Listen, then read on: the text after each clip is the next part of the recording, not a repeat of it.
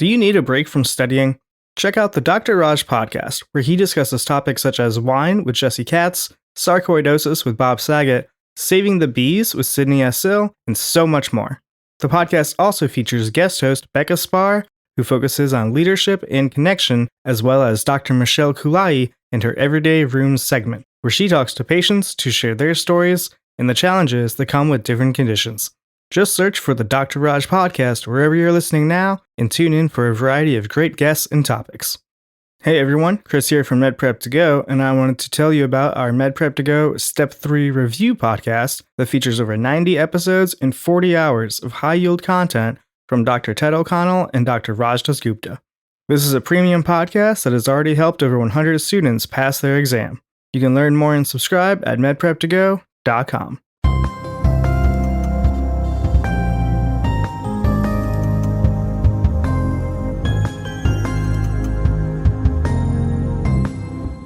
This is Dr. Ted O'Connell with the MedPrep to Go Step 2 Qbank podcast. Today we'll be reviewing 3 GI questions. Just a reminder that you can find these questions and many more at medprep2go.com. If you'd like to get involved with this project, please email me at ted.medprep2go@gmail.com. And please do help spread the word about this project by telling your friends and considering giving us a review online.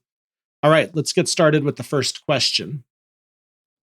A 55-year-old man presents to the emergency department and reports that he has been suffering from depression since his mother passed last year.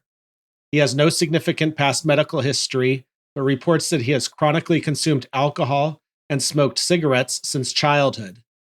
This morning, approximately 8 hours ago, he ingested 30 to 40 pills of acetaminophen in a suicide attempt.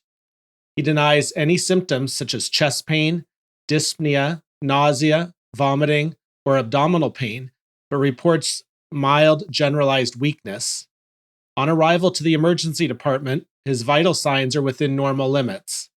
A serum acetaminophen level is 167 milligrams per liter, and another serum level drawn 4 hours later is 92 milligrams per liter. Both numbers are plotted on the acetaminophen poisoning nomogram, and a decision is made to treat the patient. Which of the following is the most appropriate next step in management?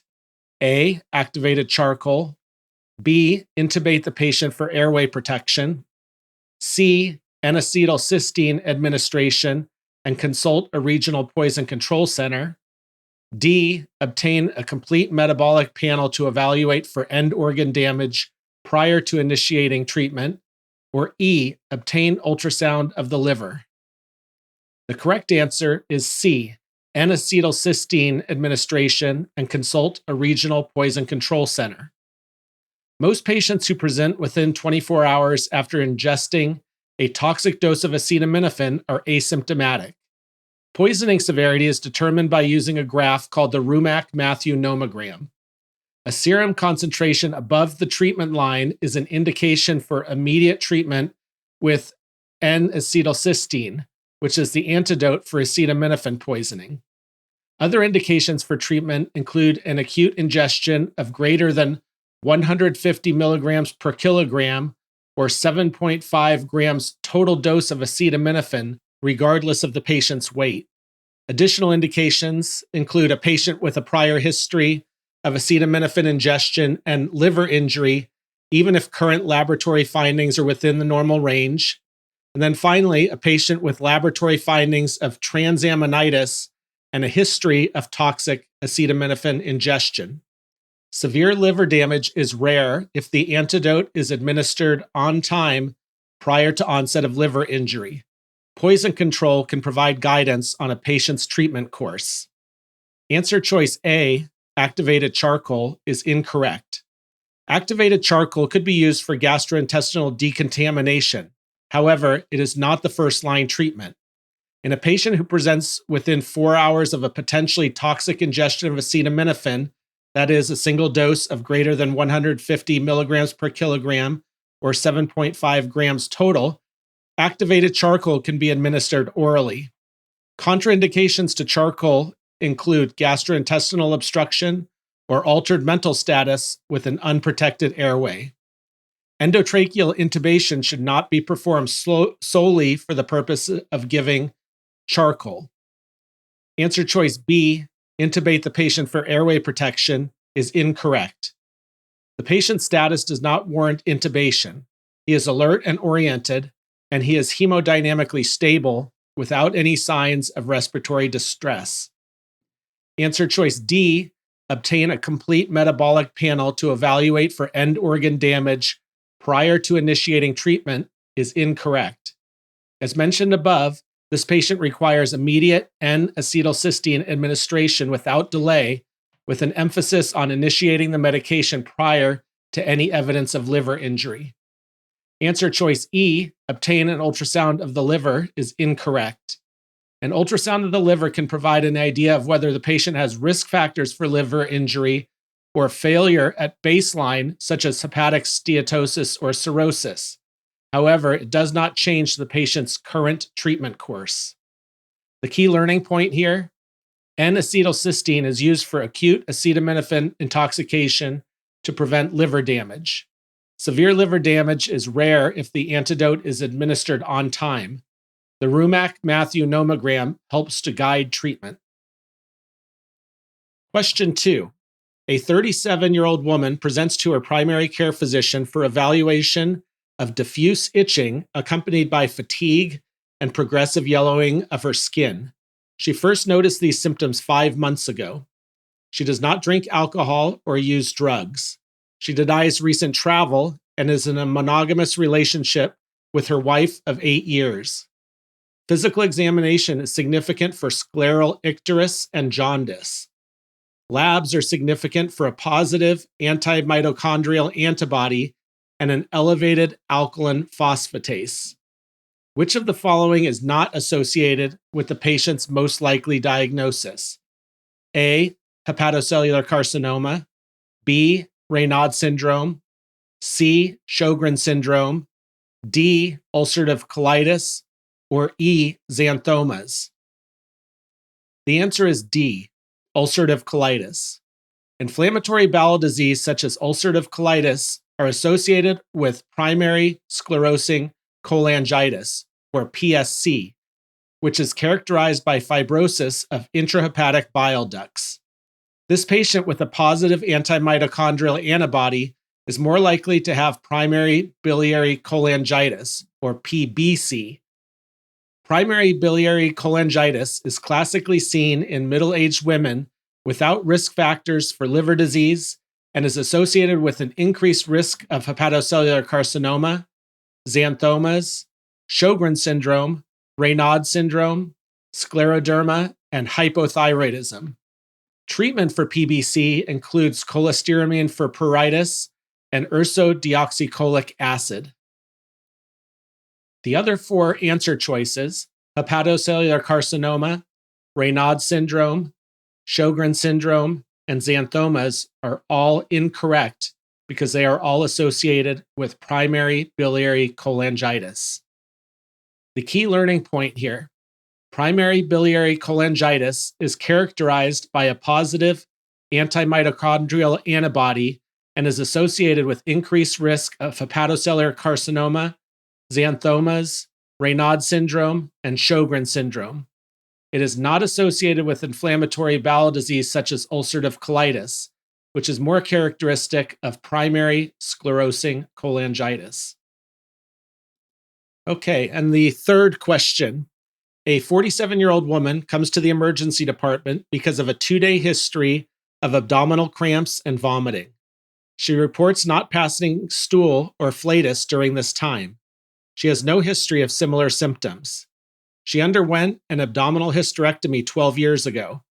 Past medical history is otherwise unremarkable, and she does not take any medications. Her temperature is 37.7 degrees Celsius, which is 99.8 degrees Fahrenheit. Pulse is 106 beats per minute. Respirations are 18 per minute. And blood pressure is 134 over 68 millimeters of mercury. On physical examination, auscultation of the abdomen reveals hyperactive, tinkling, high-pitched bowel sounds. Palpation of the abdomen shows distension and mild tenderness, but no guarding or rebound. The rest of the physical examination is unremarkable except for mild tachycardia.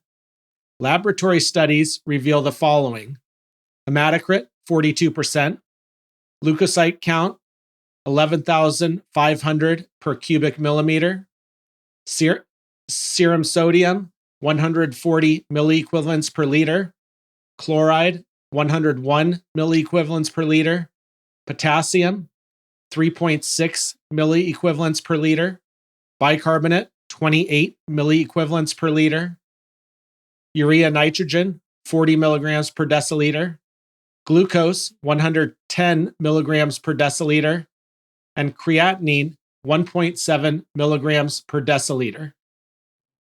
Which of the following is the most likely diagnosis? A, acute cholecystitis, B, colon cancer, C, complete small bowel obstruction, D, ileus secondary to renal failure, or E, perforated viscus. The correct answer is C, complete small bowel obstruction. Complete small bowel obstruction, or SBO, occurs when there is either a partial or a complete blockage in the small bowel, commonly presenting with nausea, vomiting, and abdominal pain. In cases of partial SBO, some flatus may persist, while complete obstruction leads to obstipation. Various factors can cause SBO, with surgical adhesions and hernias ranking among the most frequent causes. Answer choice A, acute cholecystitis, is incorrect. Acute cholecystitis presents with fever, abdominal pain, and tenderness to palpation in the right upper quadrant, often in a patient with a history of gallstones. Answer choice B, colon cancer, is incorrect. Colon cancer most commonly occurs in the rectosigmoid region of the large bowel and can present with rectal bleeding or changes in bowel movements. Lesions within the ascending colon typically result in a mass and slow bleeding, resulting in iron deficiency anemia. Colon cancer is unlikely to result in complete obstruction. Answer choice D, ileus secondary to renal failure, is incorrect. Ileus secondary to renal failure is less likely for this patient, given her slightly abnormal creatinine, which may be a pre-renal manifestation from her vomiting. Ileus refers to intestinal hypomotility without a mechanical obstruction, most commonly occurring following surgery or in the setting of electrolyte abnormalities, and typically presents with diffuse small and large bowel dilation. Answer choice E, perforated viscus, is incorrect. A perforated viscus typically presents with acute onset, diffuse abdominal pain with findings of abdominal rigidity, rebound tenderness, and guarding on physical examination. These are peritoneal signs. X-rays may reveal evidence of pneumoperitoneum, preferably obtained in an erect or left lateral decubitus position. The key learning point here: complete bowel obstruction due to surgical adhesions occurs when bands of scar tissue form after abdominal surgery, leading to the bowels becoming stuck together or to the abdominal wall. This can create a blockage in the bowel, preventing the passage of food, fluids, and gas. As a result, symptoms such as severe abdominal pain, vomiting, and the inability to pass stool or gas, which is called obstipation, can arise. Prompt medical attention is necessary to prevent complications. Okay, so that's it for this episode, but please do check out our other episodes and our many questions available online.